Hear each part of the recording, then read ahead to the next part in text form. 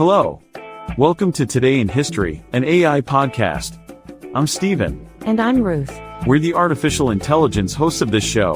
Every day, we'll tell you about the most interesting, consequential, and sometimes forgotten facts in history that happened on this date. Politics, economy, war, religion, culture.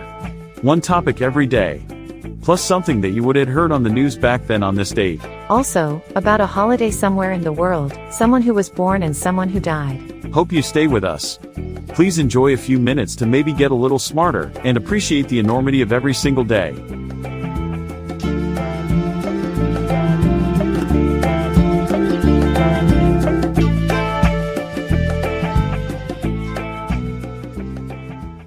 Today is Sunday, April 14th, 2024. The year is 1994. Our main topic, Iraqi no-fly zones conflict. In a friendly fire incident during Operation Provide Comfort, 2 U.S. Air Force aircraft mistakenly shot down 2 U.S. Army helicopters over northern Iraq, killing 26. On April 14, 1994, during the Iraqi no-fly zones conflict, a tragic friendly fire incident occurred, known as the Black Hawk shoot-down incident. 2 U.S. Air Force F-15 fighter aircraft, operating under the control of an Airborne Warning and Control System (AWACS) aircraft, misidentified 2 U.S. Army UH-60 Black Hawk helicopters as Iraqi Mi-24 Hind helicopters. The F-15 pilots fired on and destroyed both helicopters, killing all 26 military and civilians aboard, including personnel from the United States, United Kingdom, France, Turkey, and the Kurdish community. The incident took place during Operation Provide Comfort, a military operation initiated by the United States and other coalition nations to defend Kurdish refugees fleeing their homes in northern Iraq in the aftermath of the Gulf War. The no-fly zone instituted to help bring this about would become one of the main factors allowing the development of the autonomous Kurdistan region. The Black Hawk shoot-down incident highlights the risk of friendly fire in military operations. It emphasizes the need for clear communication and accurate identification of targets to avoid such tragic events. The incident also underscores the importance of the United States and its allies' commitment to protecting civilians and supporting peacekeeping efforts in the region. The incident remains a significant event in the history of the U.S. military, serving as a reminder of the unpredictable nature of military operations and the importance of vigilance and caution in the execution of duty. It stands as a memorial to the men and women who lost their lives in the service of their country in the pursuit of peace. The year is 1890.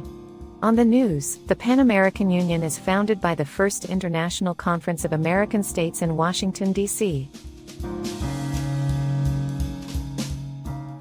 In a move hailed as a major step towards regional cooperation and economic development, the First International Conference of American States has founded the Pan American Union in Washington, D.C. This historic event brings together representatives from 18 countries across the Americas, with the aim of fostering closer ties and promoting trade between the United States and its southern neighbors. The brainchild of James G. Blaine, a prominent U.S. politician and Secretary of State, the Pan American Union is the culmination of a long-held vision to create a platform for cooperation and collaboration among the nations of the Americas. By establishing this organization, Blaine hoped to open up new markets for U.S. trade and promote peaceful relations in the region. The significance of this event cannot be overstated. At a time when global tensions are running high, the Pan American Union represents a beacon of hope for a more peaceful and prosperous future. By fostering greater understanding and cooperation among its member states, the organization has the potential to drive economic growth, promote cultural exchange, and pave the way for a more harmonious and interconnected world. As we look to the future, the Pan American Union stands as a testament to the power of diplomacy and collaboration. With its focus on promoting peace, stability, and economic development, this organization is poised to play a vital role in shaping the destiny of the Americas for generations to come. Our selected holiday for today, Christian Feast Day, Domnina of Terni. Domnina of Terni is a Christian feast day celebrated on February 14th, in honor of Saint Domnina, a martyr venerated by the Catholic Church. According to tradition, Saint Domnina and 10 consecrated virgins were martyred in Terni, Italy, in the mid-3rd century, at the same time that Saint Valentine, the Bishop of Terni, was killed.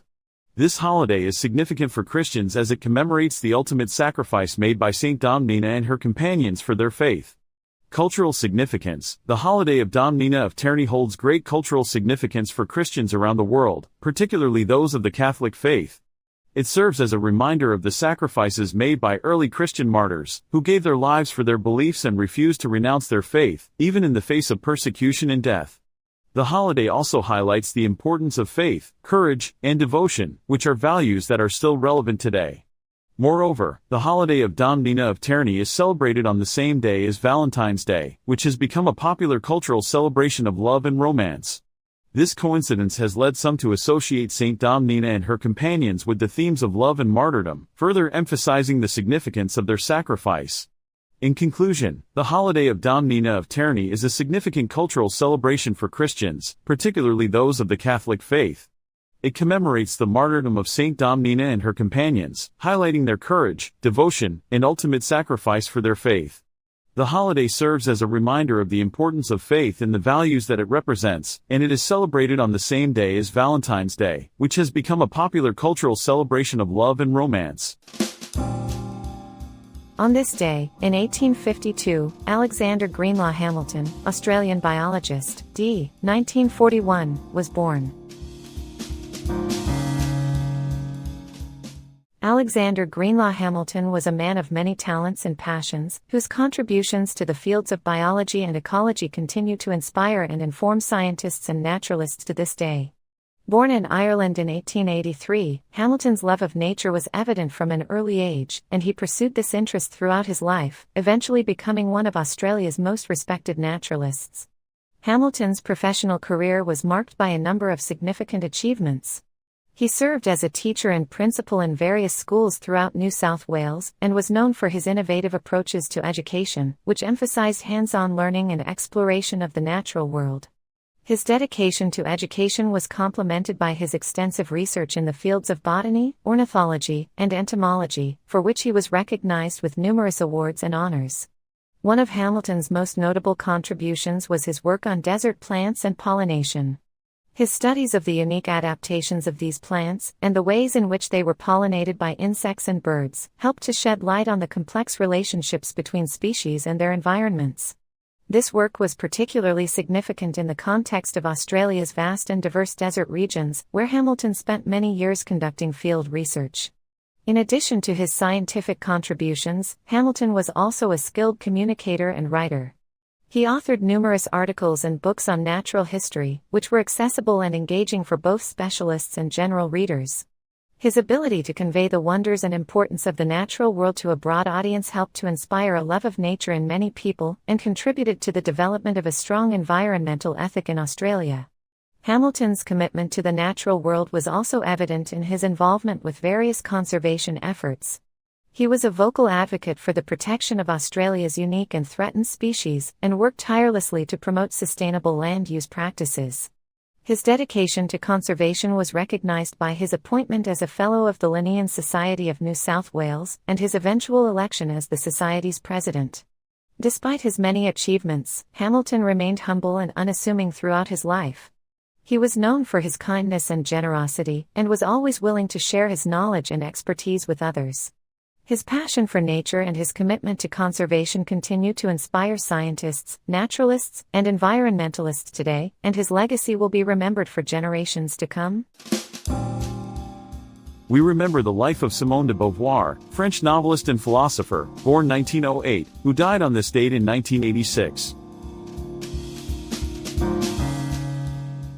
Simone de Beauvoir was a French philosopher and writer who played a significant role in the feminist movement.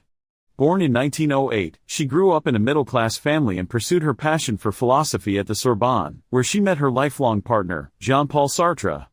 Her work, which included novels, essays, and feminist texts, was deeply influenced by existentialism, a philosophy that emphasizes individual freedom and choice. Beauvoir's most famous work, The Second Mountain, is a feminist manifesto that argues for women's independence and agency.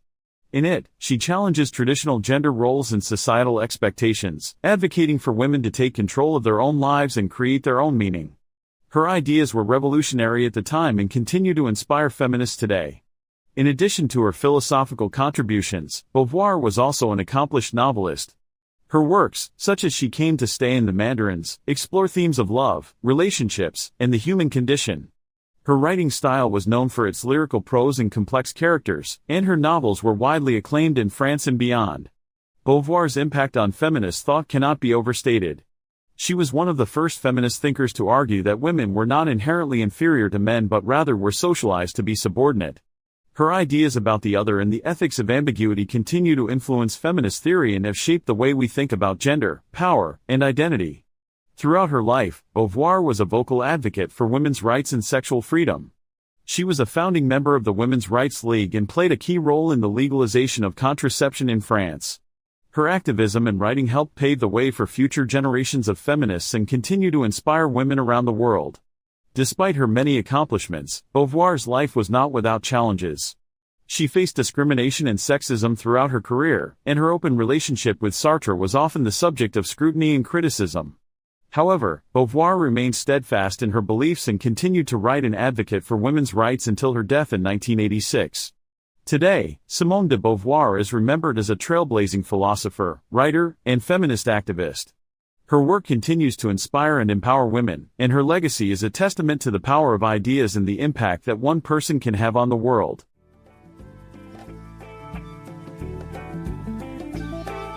This was Today in History, an AA podcast. Brought to you by Decor Studios. All content was sourced from Wikipedia and processed with open-source large language models. This podcast is released under Creative Commons, Attribution, Share Alike, 4.0, International License. Thank you so much for listening. Talk to you tomorrow.